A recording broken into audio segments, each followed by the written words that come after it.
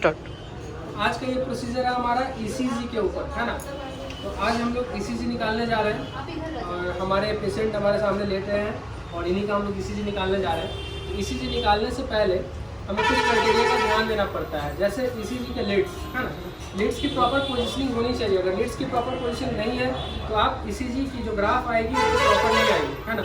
ये हमारी लीड्स की जो पोजिशनिंग है वो प्रॉपर लग रखी है। देखिए यहाँ पे जो है ये 6 लीड्स है और लीड्स की बात करें तो यहाँ पे 4 लीड्स है। टोटल कितने होते हैं? टोटल ऐसे यहाँ पे हमारे पास 10 लीड्स है, लेकिन बात करें तो 12 लीड्स की भी ईसीजी आती है, जिसमें 2 लीड्स होते हैं, लेकिन यहाँ पे 10 लीड्स है, इसमें 6 लीड्स जो है यहाँ पे कंप्लीट है लगा हुआ और 4 लीड्स यहाँ पे ये लगा हुआ, ठीक है। यहाँ बात करें पोजिशनिंग की तो यहाँ इस लीड्स को V सीरीज का लीड्स बोलते हैं। V1, V2, V3, V4, V5, V6 ये 6 लीड्स है ना।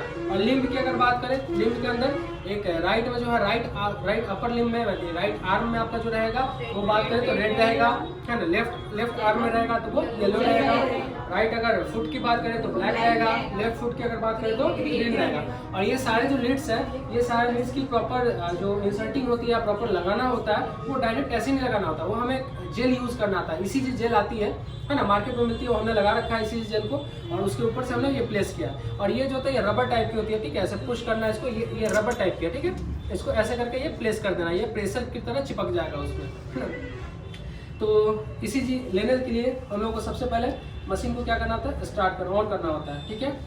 जैसे हम मशीन को ऑन करेंगे तो जरा सा इधर कैमरा इस पर भी लाएंगे, इस पर ये जो ग्राफ है इस पर बनता हुआ दिखेगा हमको, ग्राफ है ना। ये ग्राफ बनता हुआ दिख रहा है। पहले इस पर देखेंगे, जो हार्ट रेट आने लगेगा, वेट करेंगे कुछ देर तक, ये सेंस कर लेगा। देखिए हार्ट रेट आने लगा, सब चीज़ प्रॉपर हो गया। और देखना है कि कोई भी ईसीजी में वाइब्रेशन ना हो। अगर कहीं भी कोई भी प्रॉपर ये सेट नहीं होगा तो ये वाइब्रेट करता है ईसीजी का लेड, कहीं वाइब्रेशन नहीं होनी चाहिए। देखिए इनका हार्ट रेट है वो सडन बढ़ रहा है, मतलब बात करें तो 120-130 के बीच में फ्लक्चुएट कर रहा है ना, कभी 70 भी, तो प्रॉपर अभी नहीं आ रहा है, मतलब जैसे ग्राफ जैसे चलते हैं उसके अकॉर्डिंग, है ना। तो ये थोड़ा सा एंक्सियस है अभी, क्योंकि इतने सारे बच्चों के बीच में ये पेशेंट बन के बैठे हुए हैं, थोड़ा सा इनको एंग्जाइटी हो रही है ना हिमांशु। तो एंग्जाइटी को दूर करना है और इसी के साथ हम लोग इसको तुरंत क्या करते हैं, प्रिंट का बटन दबाते हैं। तो प्रिंट की बटन दबाएंगे, देखिए हमारा ईसीजी का प्रिंट निकल रहा है, ईसीजी का प्रिंट निकल रहा है। अब देखिए ईसीजी का प्रिंट निकल रहा है, निकलते निकलते हम कुछ आपको बात बताना चाहेंगे कि ईसीजी में जो होते हैं वो 5 वेव होते हैं, है ना। PQRST, है ना, PQRST 5 वेव्स होते हैं। P वेव्स जो होता है वो डिटेक्ट करता है आपके एट्रिया के कॉन्ट्रैक्शन का, है ना। एट्रिया कॉन्ट्रैक्शन कर रहा है तो P वेव को डिटेक्ट करेगा, है ना। QRS ये 3 मिलकर एक कॉम्प्लेक्स बनते हैं, ये जो डिटेक्ट करते हैं ये वेंट्रिकल को कॉन्ट्रैक्शन का डिटेक्शन करते हैं कि वेंट्रिकल जो है बराबर कॉन्ट्रैक्ट कर रहा है, ठीक है। इनको परेशान नहीं करते हैं। इसी जिनका आपको निकल चुका है, फिर उसका हम डिस्कस करते हैं इसको फाड़ने के बाद, ठीक है। ये हमारा ईसीजी पेपर है, देख सकते हैं सब लोग, ये ईसीजी पेपर है ना। चलिए इसको हम बंद कर देते हैं और इनको पेशेंट को उठा देते हैं, क्योंकि इनको परेशान नहीं करना है। ये बैटरी ऑपरेटेड है, ये बैटरी से भी चलता है। चलिए लीड्स की इसको डीअटैच कर देते हैं हम लोग, सारे लीड्स को डीअटैच कर देते हैं, सारे लीड्स को डीअटैच कर देते हैं, ठीक है। चलिए इनको निकाल देते हैं। रुक जाइए, वीडियो क्लोज मत करिएगा, वीडियो में कुछ एक्सप्लेन भी करना है। लीड्स की डीअटैचमेंट हो गई। चलिए आप जो है उठ के जा सकते हैं उधर से, उतर के, है ना, उठ के जा सकते हैं उधर से। चलिए इसको छोड़िए, आप जाइए। तो देखिए हमने क्या बताया, ये जो ईसीजी हमारी आई है ना, ये ईसीजी जो आई हमारी, इसमें कितने वेव्स होती है, 5। PQRST। P वेव डिटेक्ट किसको करता है, एट्रिया कॉन्ट्रैक्शन।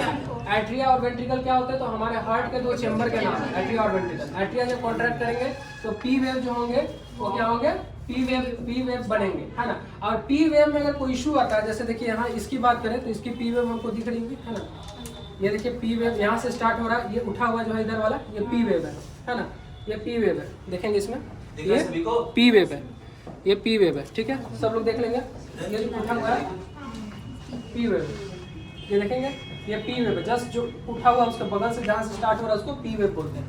और इस P वेव में अगर कोई इशू हो, ये बहुत बड़ा एलोंगेटेड हो या शॉर्ट हो बहुत ज़्यादा, तो इस कंडीशन में कोई दिक्कत है तो वो किसको है, तो एट्रिया, है ना। एट्रिया कॉन्ट्रैक्शन प्रॉपर नहीं हो पा रहा तो इस वेव में प्रॉब्लम होगी, है ना। इसके साथ जैसे ये उठा हुआ है, देखिए ना, बड़ा सा उठा हुआ टावर जैसा है ना। ये जो है ये QRS कॉम्प्लेक्स है, ये क्या है, उठा हुआ QRS कॉम्प्लेक्स है।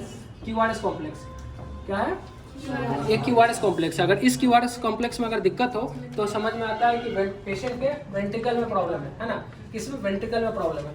इसके बाद और वेंट्रिकल के किस पार्ट में प्रॉब्लम है, तो वो कॉन्ट्रैक्शन वाले पार्ट है। मतलब देखिए एट्रिया भी कॉन्ट्रैक्ट करता है और रिलैक्स करता है, वेंट्रिकल भी कॉन्ट्रैक्ट करता है, रिलैक्स करता है ना।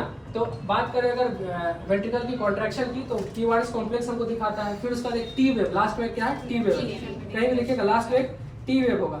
टी वेव इनका उतना अच्छे से प्रॉपर बना नहीं है ना, लेकिन इनका ये देखिए हल्का सा उठा हुआ है, हल्का सा उठा हुआ है ये टी वाला, देख रही है टी वेव है ना। तो टी वेव जो है, टी वेव में क्या होता है कि आपका हार्ट का वेंट्रिकल जो है वो रिलैक्स करता है ना। सेगमेंट में हमने बताया था, सेगमेंट क्या होते हैं, दो तरीके के सेगमेंट। कौन कौन से सेगमेंट थे? पीआर सेगमेंट में क्या होता है, हमारा पीआर सेगमेंट की अगर बात करें तो सारे एट्रिया और वेंट्रिकल जो होते हैं दोनों मिलकर क्या करते हैं, रिलैक्स करते हैं। ना एट्रिया कॉन्ट्रैक्शन करता है ना वेंट्रिकल कॉन्ट्रैक्शन करता है, उसमें सारे रिलैक्स कंडीशन में रहते हैं, है ना। उसके बाद एसटी सेगमेंट पी से लेकर कहाँ तक, आर तक, है ना। एंडिंग ऑफ पी और स्टार्टिंग ऑफ क्यू, है ना, क्यू, ठीक है। यहाँ तक जो था हमारा ये पीआर सेगमेंट में आता है, नाम है, अब एक बार आप देख लेंगे, थ्योरी को चेक कर लेंगे, ऐसा ही था, ठीक है। एसटी सेगमेंट जो था, एसटी सेगमेंट की बात करें तो फिर जैसे आपका क्यू एंड हो रहा है, मतलब क्यू से ही स्टार्ट करके, मतलब नॉट क्यू से, एस से, क्यू आर एस, एस के एंडिंग से और कहाँ टी के स्टार्टिंग तक, बीच में जहाँ जहाँ एक स्ट्रेट लाइन बन रहा है, सीधा लाइन मतलब कि वो रेस्ट कर रहा है आपका हार्ट। देखते हैं मरा हुआ आदमी का ईसीजी सीधा फ्लैट ईसीजी होता है, तो फ्लैट ईसीजी कहने का मतलब कि कोई उसमें हार्ट में कार्डियक कॉन्ट्रैक्शन है ही नहीं, सिर्फ रिलैक्स कर रहा है उसका हार्ट, रिलैक्स मोड में, मजे में एकदम, है ना। तो मजे में कोई काम धाम नहीं कर रहा है तो पेशेंट ऐसे में मर चुका है। सीधा लाइन, सीधा तो कोई रास्ता ही नहीं है, सीधा जिसका रास्ता लग गया वो ऊपर का रास्ता लग गया, है ना। रास्ता हमेशा टेढ़ा ही होता है, इतना बात याद रखिएगा। जीवन कभी भी टेढ़ा ही रहता है, जीवन का रास्ता टेढ़ा है, कठिन है। सीधा रास्ता रहे तो समझिए एक दिन ऊपर जाने वाले हैं, तो सीधा रास्ता नहीं है। इसी के ग्राफ से समझ सकते हैं, मोटिवेशन ले सकते हैं जीवन में, है ना। हाँ, कभी खुशी कभी गम, है ना। तो ये सारी चीज़ें हैं, वेरी गुड। ये सारे लीड्स के हैं, ये सारे लीड्स के प्रॉपर इसी आ रहे हैं, है ना। सारे लीड्स के कंसिडर किए हमने दिखाए। और ऐसे बात जो है आप लोग, हम लोग क्या है, नर्सिंग ऑफिसर। अब नर्सिंग ऑफिसर की जो रिक्वायरमेंट है, वो जो काम है, जो ड्यूटी है, वो समझनी है यहाँ पे क्या ड्यूटी है। यहाँ पे नर्सिंग ऑफिसर की सिर्फ ड्यूटी क्या है कि ईसीजी निकाल कर हमारे जो कार्डियक फिजिशियन होंगे उनको जाकर दे देना है, ठीक है। ये हम लोग का काम है, नहीं है कि यहाँ पे पढ़ के बताए, और ये हम लोग के बस की भी बात नहीं है, क्योंकि एक ईसीजी को पढ़ने के लिए 10 साल 12 साल की डिग्री की जरूरत होती है ना। कैसे? 5.5 साल का MBBS, है ना।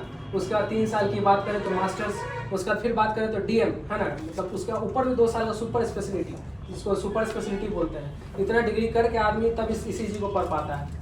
तो हम लोग फिर क्या है, तो 4 साल की डिग्री कर रहे हैं, 4 साल में कहाँ से पढ़ रहे हैं। लेकिन हाँ, इतना बेसिक्स पता होना चाहिए, बेसिक में कि कैसे ईसीजी होती है, और ईसीजी में बेसिक जो आपको पता होना चाहिए कि क्या दिख रहा है, कितने वेव्स होते हैं, कितने सेगमेंट होते हैं, कितने इंटरवल होते हैं, ये सब पता होना चाहिए, ठीक है। तो यहाँ तक हमारा वीडियो था आज का। थैंक यू देखने के लिए, और बस इसको वीडियो को एंड करेंगे। तो इसको देख लीजिए, है ना। 5 वेव्स होते हैं, याद रखना सब लोग को, PQRST।